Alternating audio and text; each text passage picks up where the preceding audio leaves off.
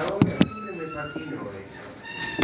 Hasta que un muchacho, la verdad, me entiendo un poco de todo eso, y entonces, hasta que un muchacho que trabajaba también acá, cuando yo trabajaba ahí en Matanza, que era el chofer del móvil, el chofer del móvil. El móvil es el estetoscopio de programas sanitarios, ¿no? Porque te dejan en un lugar, después tenés ganas de volver, ¿no? Entonces me decían, no, lo que pasa que como son móviles más pesados, una primera, una segunda no es lo mismo que un coche común. Bueno, tenés razón. Pero siempre me fascinó eso. Te ponen ya la cuarta a 10 la hora. No sé si lo hacen bien o quieren romper el motor del colectivo, qué sé yo. Bueno, pero estamos todavía en primera, así que no te hagas ningún problema. Yo siempre trato de enfocar los primeros minutos en una especie de resumencito de lo que venimos, porque venir y empezar, me parece medio que no corresponde. Entonces, ¿cómo es el tema? Volvimos. Yo lo que les estaba, digamos, explicando a todo el grupo era eso, que nosotros estamos haciendo un recorrido de diferentes autores para poder llegar a lo que es el principio, digamos, a lo que es el concepto de autonomía, pero teniendo fundamentalmente en cuenta algo que es muy importante, yo les decía, esos principios que uno toma son principios orientadores, como para poder tener una idea para saber. Mira, gracias a que tuve que retomar el tema, me sirvió para encontrar otro ejemplo. Un ejemplo medio pavote, pero a lo mejor puede llegar a servir para entender esto. Es como, por ejemplo, si vos pensás en un semáforo. Entonces, en el semáforo vos tenés, qué sé yo, bueno, supongamos que alguien no es daltónico, entonces puede ver, la persona que es daltónica ve esos, no ve los colores, no los distingue, pero sabe la posición. Por eso le pueden dar el registro y evidentemente, aparentemente no va a chocar. Entonces, ¿cómo es el asunto? Vos ves, qué sé yo, la luz verde y decís, bueno, voy a cruzar. Bueno, ese sería el principio. Pero nadie te está diciendo a dónde tenés que cruzar. Si, qué sé yo, vas a la casa de tu esposa, esposo, amiga, amante, o te desvías a un bar, qué sé yo, vos cruzaste. ¿Se entiende? Bueno, entonces, estos principios que les estaba comentando, autonomía, justicia, no maleficencia, beneficencia, son principios así, rectores, como para tener una primera idea y no caer en un relativismo, que todo sirve. Nada más, pero como les decía, yo les traía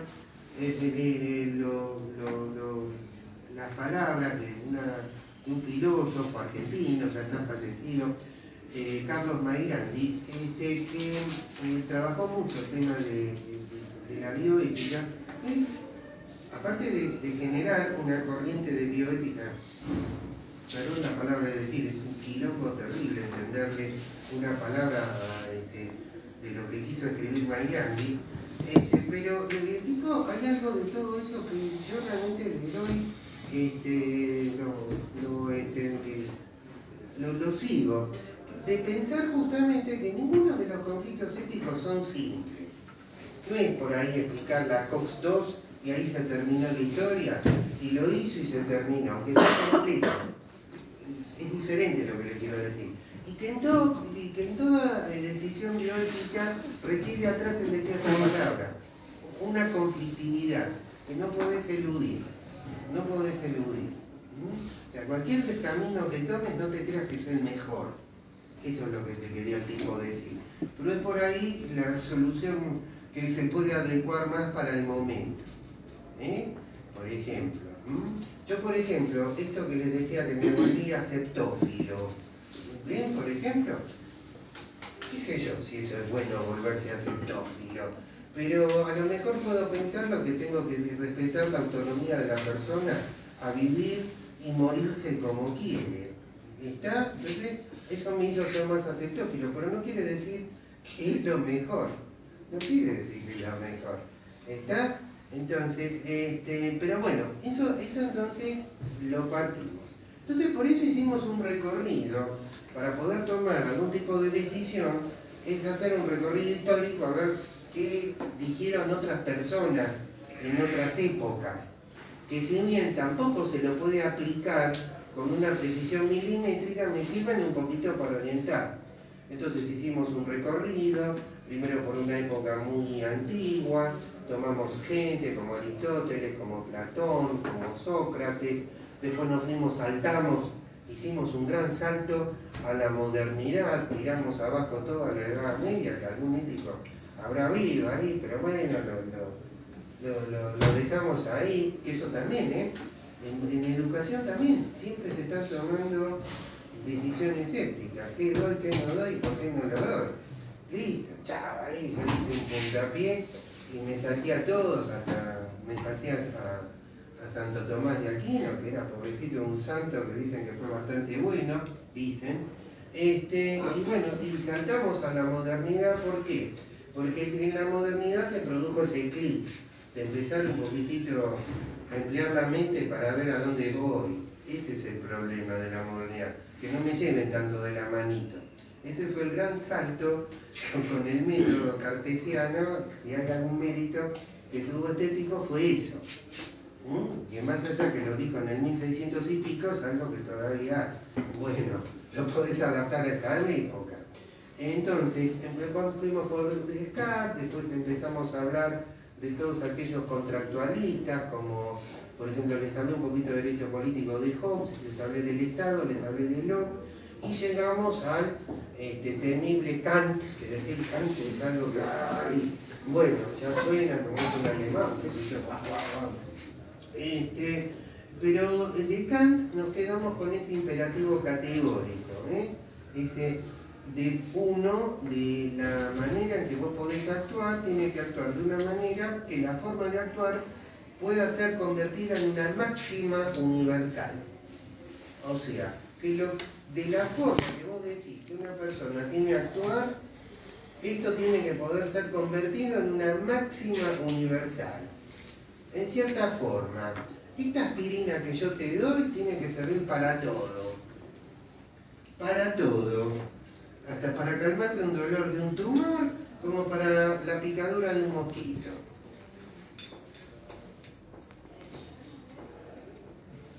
Ahí empieza a tambalear el problema de Kant. ¿Se entiende? Los famosos neocantianos. Si bien el tipo, Kant, ojo, lo podés, tocó un montón de temas de filosofía, un montón de escritos y todo.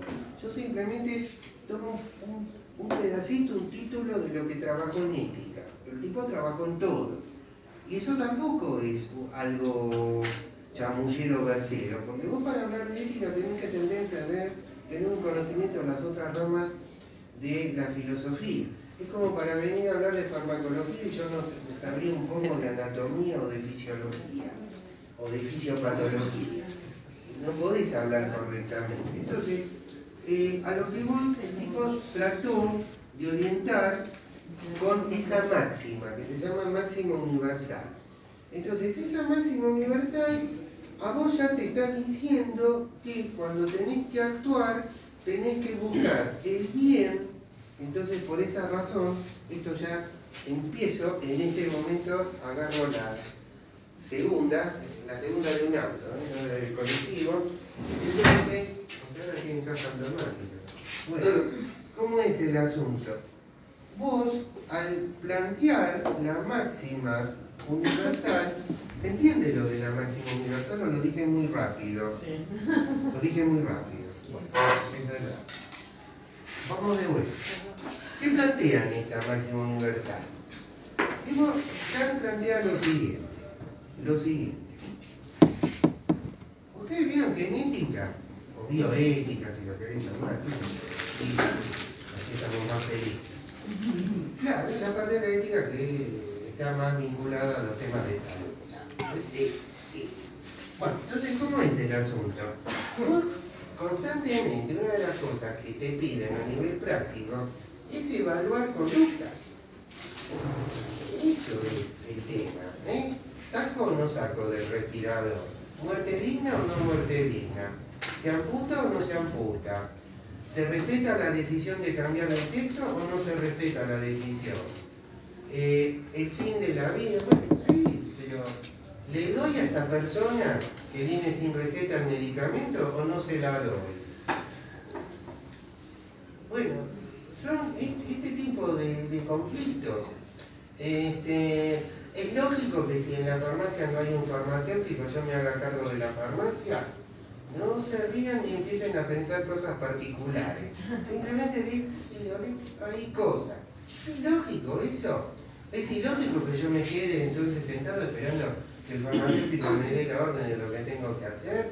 Si esa persona viene, qué sé yo, desesperada por un medicamento que sé que lo necesita y que tiene la receta. Bueno, todo lo que parecía muy abrochadito, mirá cómo te empezás a mover del edificio. Bueno, y porque tu decisión no es si me como el helado de zamballón o el helado de frutilla, nene, es lo mismo, comé lo que haya, si es que podés comerlo. Bueno, entonces el asunto pasa por ahí. Entonces, esta persona, obvio que no pensó en bioética en el siglo XVIII o fines del XVII, no lo pensó, pero lo pensó en los grandes temas que tienen que ser evaluados, por ejemplo, por la justicia. Dice yo, esta persona, hay un poquitito más tarde, hay un hecho que pasó un tema que fue más o menos un poquito más en el siglo XIX, que fue un hecho en Francia muy emblemático, que fue considerado en ese momento por un general, un capitán, una traición a la patria, ahí en Francia. Es un caso que se llama el caso Dreyfus. Bueno, entonces a este tipo agarraron, lo condenaron y lo mandaron a la isla del diablo. ¿Qué sé yo? No sé si había vendido información, parece que no, ¿no? El tema es así, yo te estoy contando al final, bueno, no tenía que haberlo dicho.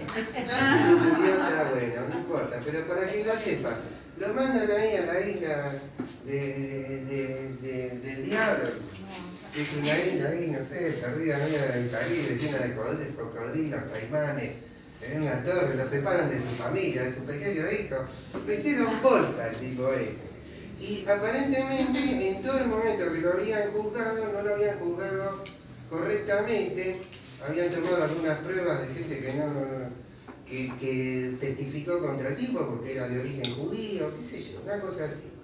Entonces hubo un escritor, lo pueden googlear, Emile Zola se llama en francés, que escribió una obra que se llama, un libro, Yo acuso, se llama J'accuse en francés, pero J'accuse.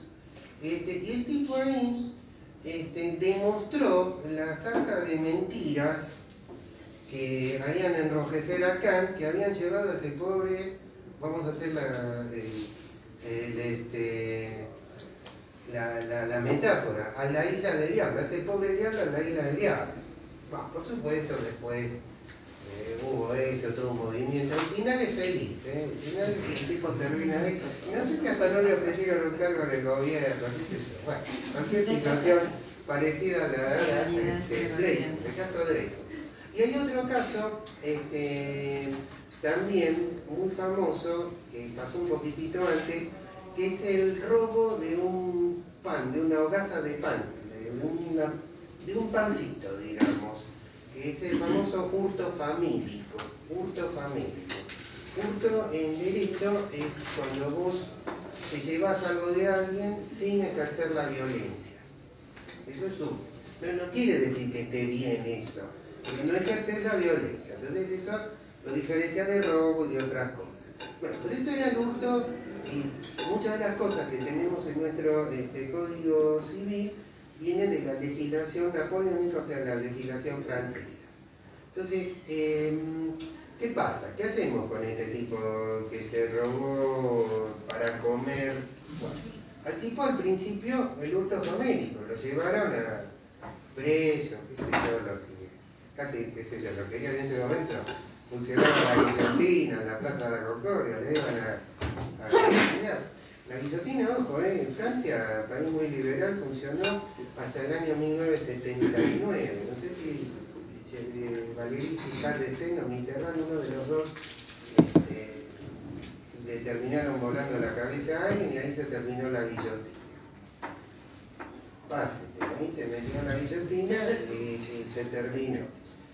Si tienen alguna vez tiempo, busquen una película que hace muchísimos años la interpretó, cuando era buen mozo, Alain Delon y Jean Gabin, que se llama Dos contra la ciudad.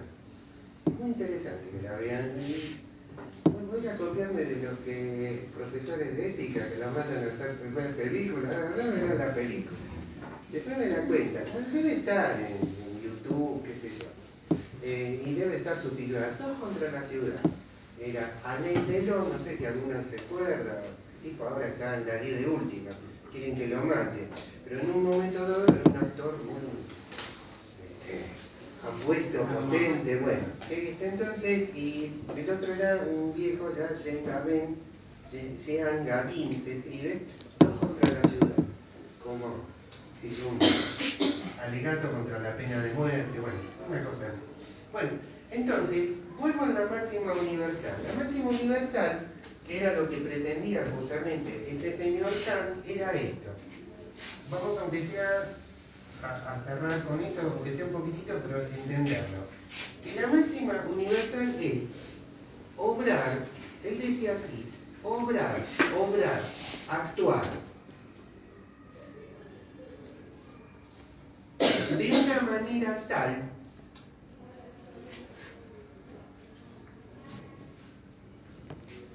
que por tu manera de actuar esa actuación pueda ser considerada una máxima universal. O sea, por eso esta máxima universal engancha, lo tienen en un apuntecito que yo también les di al principio, en un tipo de ética que es la deontológica. ¿Qué quiere decir la ética deontológica? Es con acento, quiere decir una ética de fines. Que yo busco el bien pensando en el fin de mi acción. No tanto en el medio, en el fin. O sea, de poder lograr, yo tengo que lograr algo que a mí me permita que una vez que yo logre eso pueda ser considerado como mi norte. Vos decís, no matarás, está mal, bueno, yo no tengo que matar, para hacerlo sencillo. ¿Se entiende? Que puede ser traspolado para cualquier situación. A mí me dicen que sin una receta de un medicamento que no está actualizada, no puedo vender ese medicamento, Kant, no la vendo. A mí me dicen que en la farmacia tiene que haber un farmacéutico y yo estoy solito, me siento y espero las órdenes del farmacéutico. Kant, ahí. A mí me dicen no robar, entonces no robar es una máxima universal. Kant, ahí.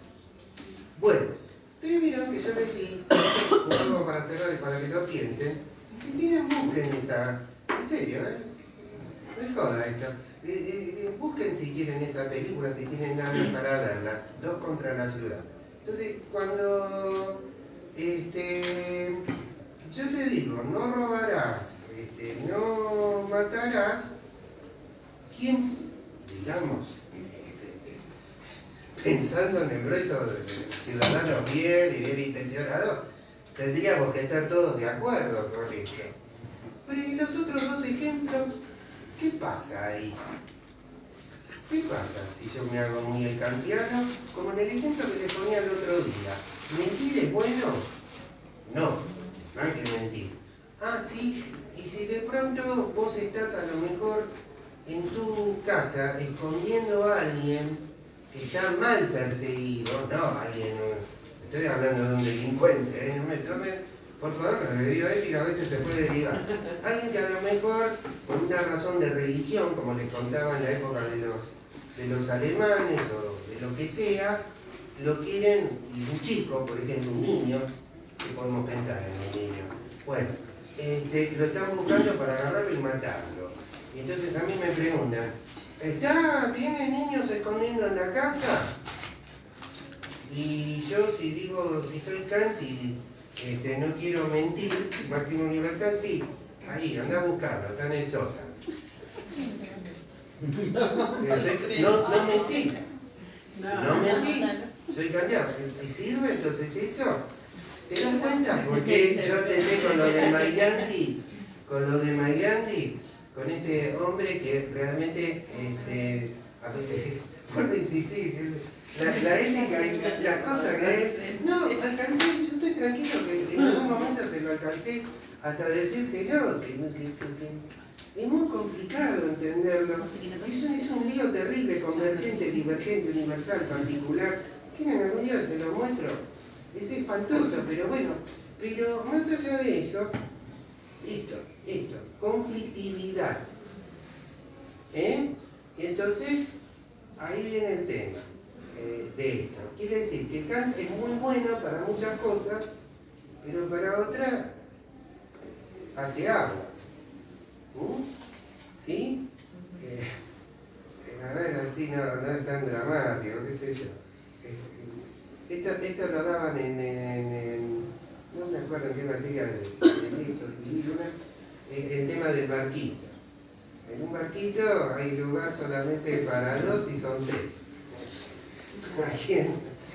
¿A quién tirás al mar? Bueno. Sí. Y entonces, bueno, no lo tomen a mal. Decía, la suegra, bueno, no, fuera de broma. Pero bueno, ¿se entiende entonces un poco la profesión?